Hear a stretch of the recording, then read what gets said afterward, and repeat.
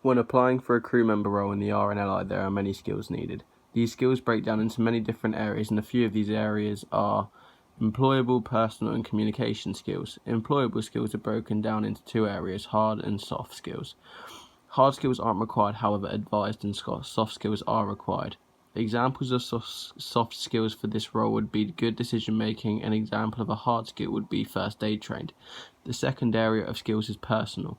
An example of these skills would be able to calm people down if they've just been through a trauma, as well as being able to work well independently or as a team, as this is more likely to happen in a real life scenario. The last area of skills needed are communication skills. These are skills that would definitely be needed for the job. A few of these are good, clear verbal communication, as well as being able to use a radio, as this is what the RNLI used to communicate on the job. There are many different resources within the RNLI, and two I will be talking about are physical and technological resources. Physical resources inside the RNLI are things like insurance, buildings and facilities, as there are physical things that the business needs in order to function. Technological resources are ones like copyright and software licensing.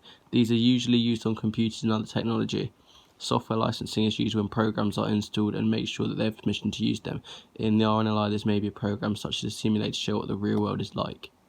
The final thing I'll be talking about is the recruitment documentation. This is on the RNLI website while with the job advertisements. This includes a job description which tells you about the job and what you will be doing. It also involves how many hours are contracted and the hourly rate. Secondly, a person specification which tells you what kind of person they are looking for. Thirdly, an application form is completed. After this, the company will shortlist who they want to interview, which takes us into the fifth stage, interviews.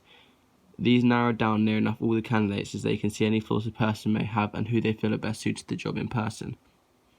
After these stages, the RNLI use their own stage of recruitment, which involve a weeks-long residential where they are shown all the possible roles and given in-water training, and finally a written exam. After all of these stages, there's usually a few applicants left. At this point, they select who they want to join the lifeboat crew.